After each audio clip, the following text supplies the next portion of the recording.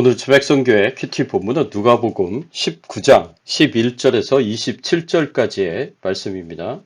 오늘 본문의 말씀에서 우리가 집중적으로 살펴볼 말씀은 12절에서 14절까지의 말씀, 20절에서 26절까지의 말씀입니다.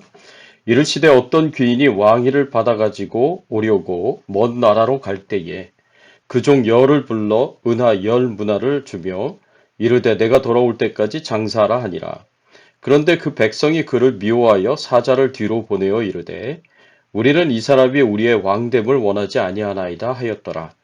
또 한 사람이 와서 이르되 주인이여 보소서 당신의 한 문화가 여기 있나이다. 내가 수곤으로 쌓아두었었나이다. 이는 당신이 엄한 사람인 것을 내가 무서워함이라. 당신은 두지 않은 것을 취하고 심지 않은 것을 거두나이다. 주인이 이르되 악한 종아 내가 네 말로 너를 심판하노니 너는 내가 두지 않은 것을 취하고 심지 않은 것을 거두는 엄한 사람인 줄로 알았느냐.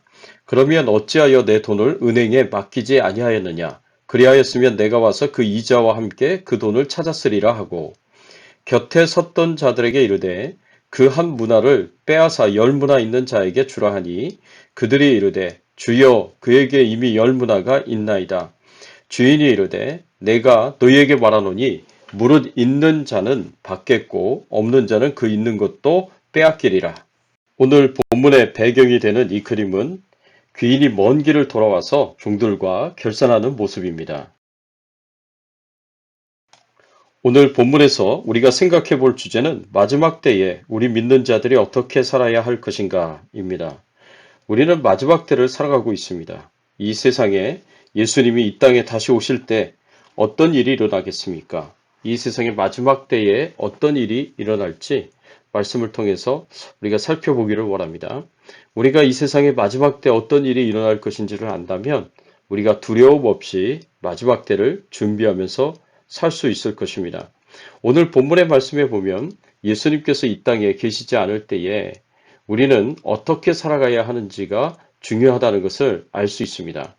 11절의 말씀에 보면 이제 예수님이 예루살렘에 가까이 오셨다라고 말씀하고 있습니다. 이 말은 이제 예수님께서 십자가에 못 박혀 죽으실 날이 아주 가까웠다는 말씀입니다. 예수님의 십자가의 죽음과 부활과 승천이 아주 가까이 다가왔습니다. 그런데 제자들은 예수님의 일정이 어떻게 될 것인지에 대하여 전혀 관심이 없었습니다.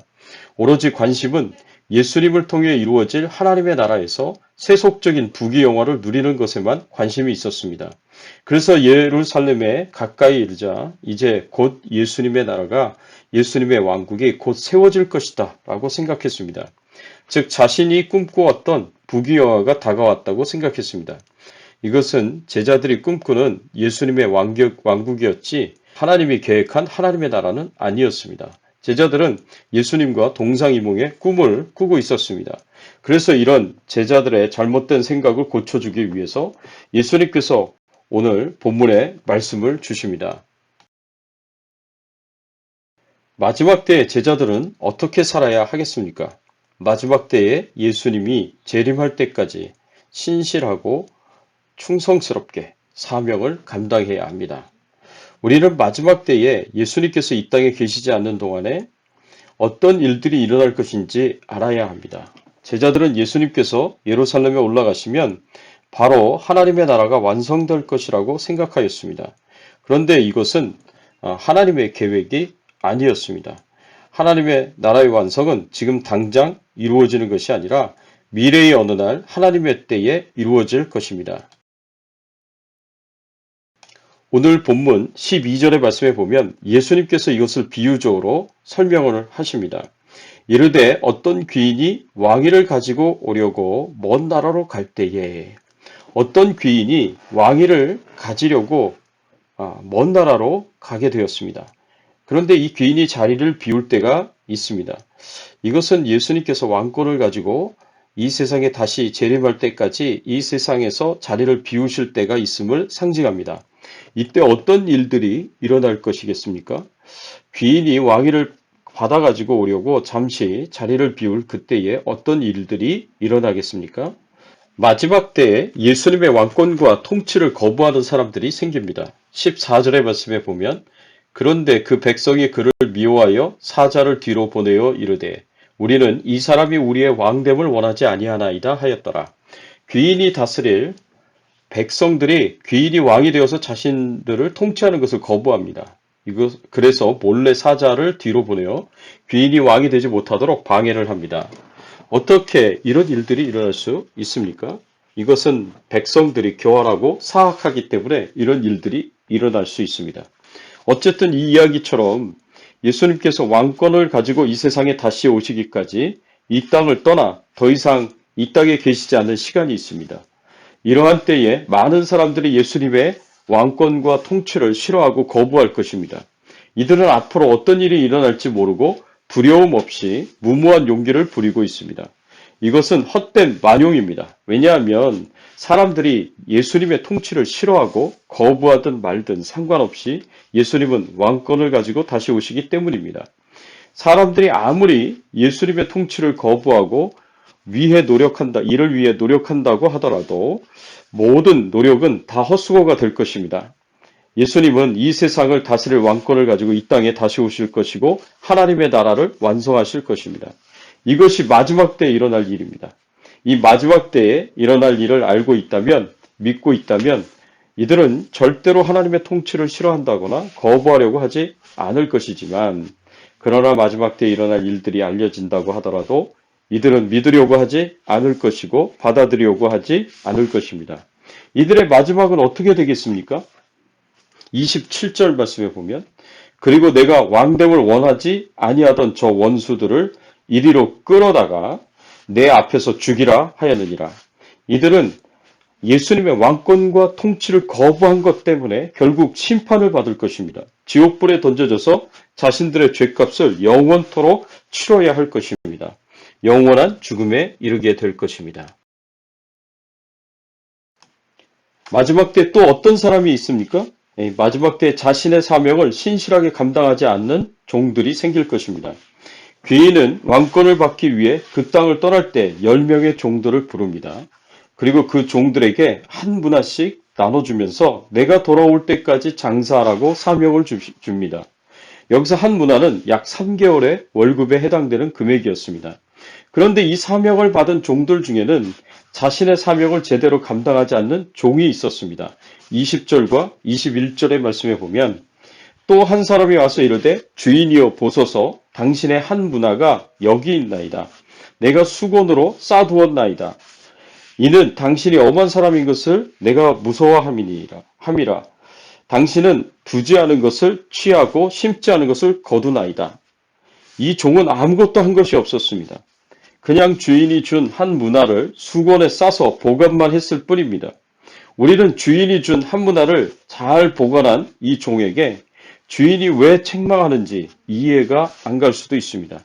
그런데 우리는 주인이 원하는 것이 무엇인지, 무엇을 명령하였는지를 기억해야 합니다.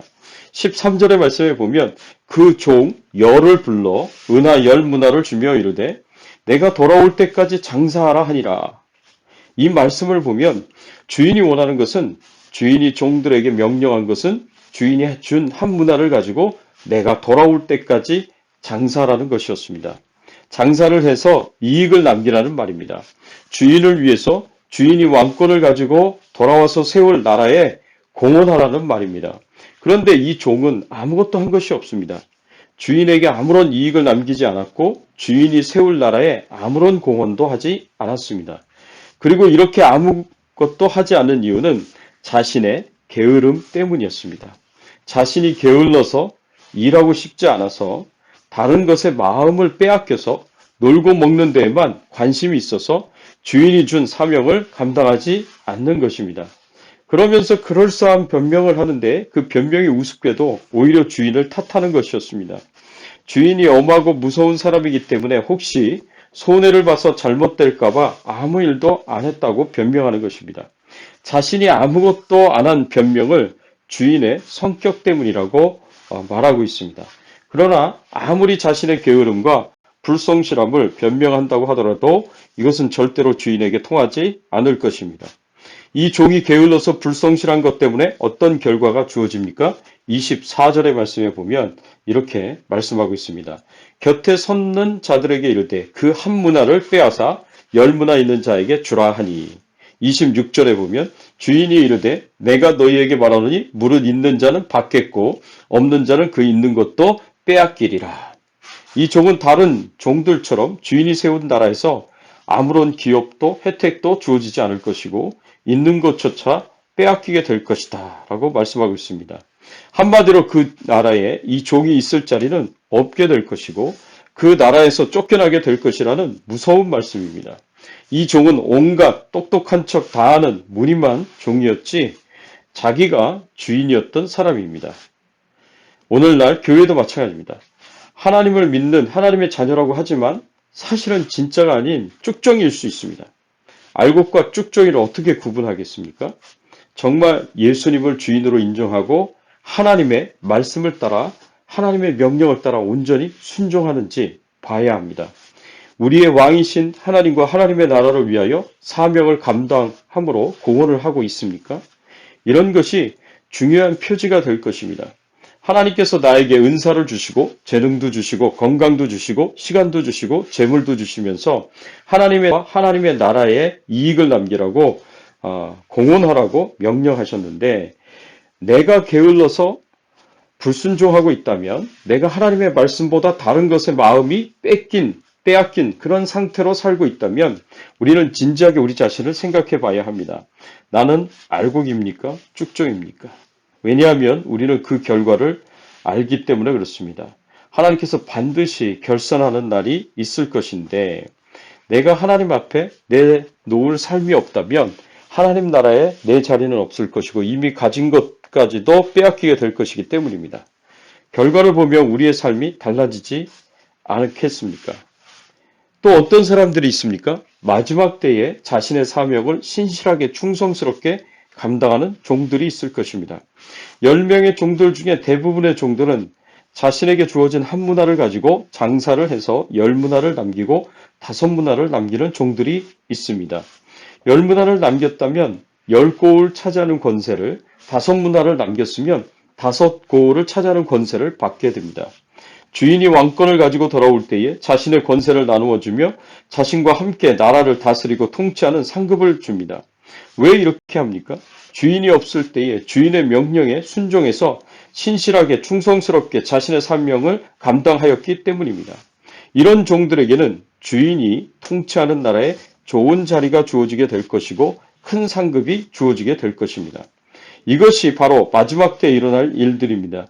예수님께서는 마지막 때에 일어날 일들을 제자들에게 미리 설명해 주시면서 마지막 때를 우리가 어떻게 살아가야 할 것인지를 알려주십니다. 예수님이 이 땅에 계시지 않는 시간에 우리에게 필요한 것은 신실함과 충성스러움입니다. 신실하고 충성스러운 사람들은 하나님이 주시는 상급을 받게 될 것이고 교활하고 게으른 사람은 결국 하나님으로부터 심판을 받게 될 것입니다. 우리가 원하든 원하지 않든 우리가 좋아하든 좋아하지 않든 마지막 때에 예수님은 왕권을 가지고 이 땅에 재림하실 것입니다. 그때에 우리가 살아왔던 삶을 고칠 수 없습니다. 그때에는 바로 우리의 삶에 대한 결산이 있기 때문에 그때 바꾸려고 해도 이미 기회는 떠나버린 것입니다. 지금 당장 우리는 실천해야 합니다.